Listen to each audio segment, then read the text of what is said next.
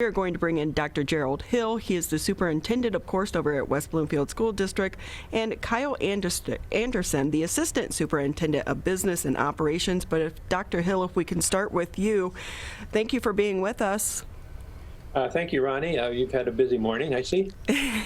Well, it's a little bit easier than the old days because we can now take it live via technology. You don't have to actually go down to Ford Field and set up all the equipment. So a little bit easier today. So before we jump into the millage proposal, any new updates going on over there at the school district? Well, we've been in the process, as you're probably aware, of talking about our return to learn plan within the school district, and we've had several board meetings, 3 of them since during the month of March, where we talked about different options that we're exploring to open up more fully, and we'll be making a final determination at Monday night's board meeting, the 22nd. We've heard from the elementary group, high school, and the middle school groups, and we're processing that information, and I'll be making a recommendation to the board for Monday evening. Do you want to give us that recommendation now? I don't want to preempt. Usually, good practice for a superintendent is to inform the board first and go from there. So. Well, that's okay. We'll take the information first. We don't mind. Take it off your hands. Yeah. Well, we do know that the big talk for so many people here locally has to do surrounding the upcoming millage proposal. So if we can bring in Kyle Anderson, the Assistant Superintendent of Business and Operations, can you explain to us the difference in this millage proposal? Absolutely. Thank you, Ronnie. Appreciate you inviting us and having us on your megacast. We're asking voters to restore our 18 mil non-homestead operating millage back to 18 mils, which was what originally was approved by voters back in 2014. So and that's the question. So why did it go away? Did it just expire? They're only good for so long? Well, that's a good question, Ronnie. It's been reduced by what's called a Headley rollback over the last 6 years. To the point where it's 16.9 mils today, and we're simply asking voters to return it back to 18 mils. So I learned something new on this show each and every day, but for our listeners and our viewers, can you talk more about the terminology non-homestead millage? Absolutely. Non-homestead millage is applied to properties that are businesses, commercial property, rental properties, second homes. They are not applied to primary residences. So for anyone owning a primary residence in our district, this millage rate is not applied to your property. So, but as a homeowner and as a voter, then we would still get to vote on it. Absolutely, you are 100% correct. With that too, though, you look at some of the business owners, they may not live in this area and they could be directly impacted, but they won't get to vote on it if they're not living in the area, right? Yeah, it's only residents of within our school boundaries are voting on this measure on Tuesday, May 4th. You are correct. And well, how do you go about trying to figure out the best time to get it on a ballot? What's that thought process? Well, this one was fairly simple in that regard, Ronnie. We went in May because we do 100% of our tax levy in July of each year. So we wanted to ask voters this question so we could impact the 21-22 school year. Instead of going, say, in November, we would have missed that opportunity. So it's a very good question. Thank you. So Superintendent Hill, if we can bring you back in, Dr. Hill, what would this mean for the bottom line for the budget for the district? Well, for the 21-22 school year, since we do collect our revenue in the summer, it would mean approximately $691,000 of additional revenue for next year's budget.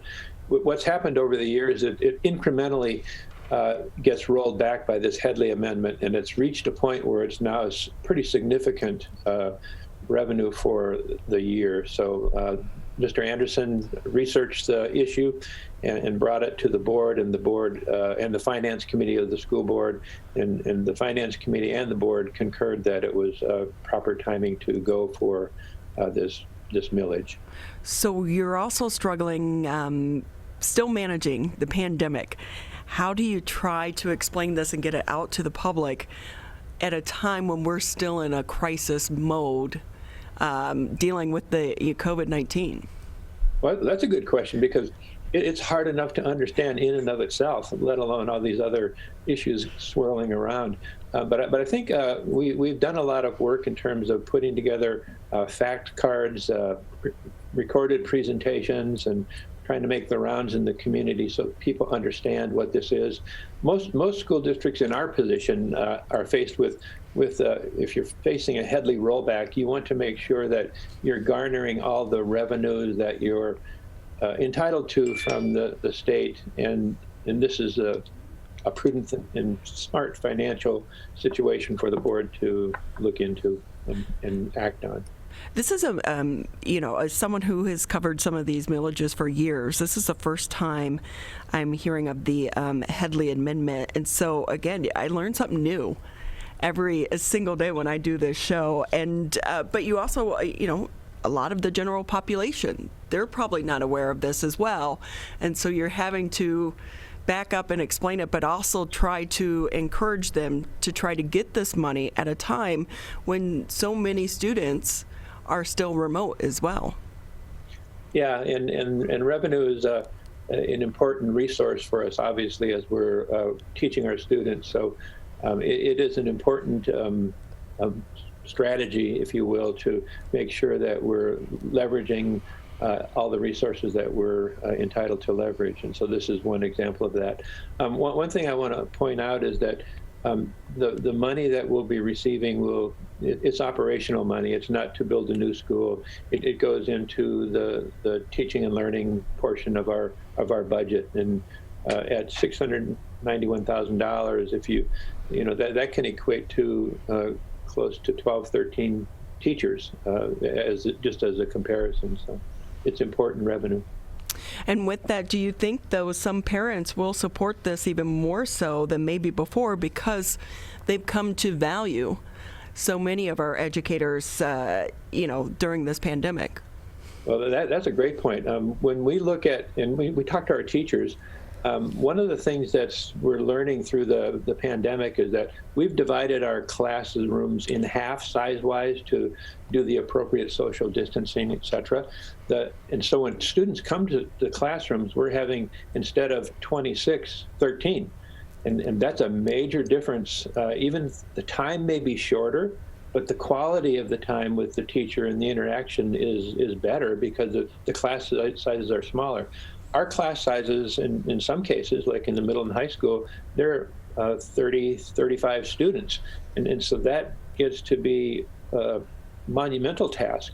And so parents having had this experience of, if you have 2 or 3 children at home and you're struggling to keep up with their Zoom lessons or Canvas lessons, I think there's a much greater appreciation for the job that teachers do. But our teachers are seeing the impact of having fewer students in classes benefiting how they're able to work with the students that are there. So any kind of revenue like this where we can impact the class size in the schools is a benefit for teaching and learning. Dr. Gerald Hill joins us on the program, as well as Kyle Anderson, the Assistant Superintendent of Business and Operations from the West Bloomfield School District. Upcoming proposal on the May 4th election ballot regarding increasing a 2 mil increase in the non-homestead millage rate for the school district. And just to inform our audience in West Bloomfield, there are 6 school districts in West Bloomfield among the voters. The only voters that will be voting on this proposal in May are those that live in the West Bloomfield School District. So those that are in the Birmingham School District or Bloomfield Hills will not vote on this. And if you have any questions, call the West Bloomfield Township Clerk's office, and they can help you understand whether or not you need to be voting in or are eligible to vote in this upcoming millage election. So Dr. Hill or Kyle, Was this millage going back to a vote to increase the millage back to the rate it was before the Headley Amendment? Was this something that was decided in the wake of the pandemic because of the financial issues that schools are facing? Or was this something that was planned by the school district as something that was upcoming even before COVID-19? What impact has the pandemic had on the decision to bring this back to the voters? I think there's a greater sense of urgency to make sure that we have the revenue that we are entitled to, but good business practices, as Mr. Anderson would state, would suggest that we would do this anyway. So it's not caused by the pandemic. It's more, it happens to coincide with the pandemic that we're in right now. Dr. Gerald Hill and Kyle Anderson with us on the Oakland County Megacast. They're speaking about an upcoming Headley Amendment rollback, increasing the ballot. The ballot proposal increases a $2 million increase on the current millage for the school district, returning it to the 2014 level. Dr. Hill or Kyle, just a couple more minutes with you before we'll let you go. Is there anything else that would be important for the people of the West Bloomfield School District that within the voting area to know about this amendment? And if so, where can they find more information or ask you and others in the school district questions? Go ahead, Kyle. Yeah, I would add, thank you, Tyler. So we've created a section of our website dedicated to this election that it contains a wealth of information. There's one document in particular. It's an FAQ document. If it's an easy read, and it walks the reader through all the issues surrounding this ballot proposition. We have a document that demystifies the ballot language, explains it in more detail, in an effort to make sure that our voters are well informed. And you could also contact your building principal and also call me directly. I would love to chat with anyone in the community about this very important ballot initiative. So Dr. Hill, if I can ask you, I was on your Facebook page a little bit earlier today, the drone video of the construction over at the new middle school is so cool. That has to be exciting. When's that project going to be wrapped up?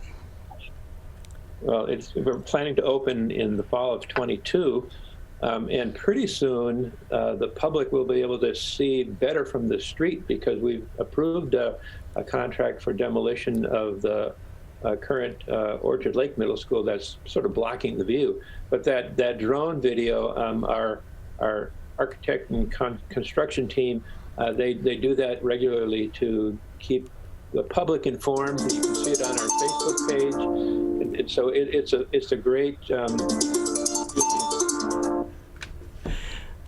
You're an important man. Your phone's ringing. Yeah, I got to turn that off. That's okay. We've all been there.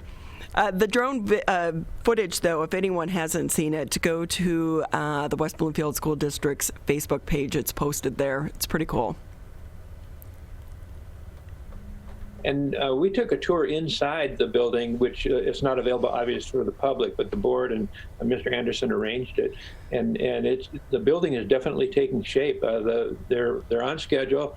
You can see the elements, but from that drone video, that wave that's on the rooftop is very dramatic, and that was an element that we wanted to carry over from the high school design, that wave in front of the high school. And so we put an interesting design on the rooftop, and it really is quite dramatic looking. We're excited about it. Bottom line is, when this building is finished, it'll be a state-of-the-art, up-to-date teaching and learning facility for our grades 6, 7, and 8 students, and it'll be right on Orchard Lake Road, so it'll be a great addition to the community of Greater West Bloomfield. Our students and community members can be proud to have it there, and I can't wait to see students and teachers in it. I think so many people will say that as well. Any changes to the plans because of COVID? Like more, having various spaces, spread out a little bit more, anything of that nature? Or were these plans pretty much already in place and it's too costly to change it this late in the game? It's sort of interesting the way that worked out. We did not have COVID in mind and pandemic in mind when the design was built, but the design is rather flexible, and there are a lot of open spaces. And the way the classrooms are arranged around a pod, we would be able to socially distanced to some extent, depending on how many students we have. But it's laid out in such a manner that there's a lot of flexibility in the teaching and learning spaces within the school. Well, we all look forward to when that school building actually does open as well. Dr. Gerald Hill with us, Superintendent for the West Bloomfield School District, and Kyle Anderson, the Assistant Superintendent of Business and Operations for the district as well. We want to say thank you to the two of you for your time this morning. We always appreciate it. Thank you. We enjoy being here. And again, thank you for the service that you're doing for the community. It's an invaluable contribution to keeping everybody informed of what's happening.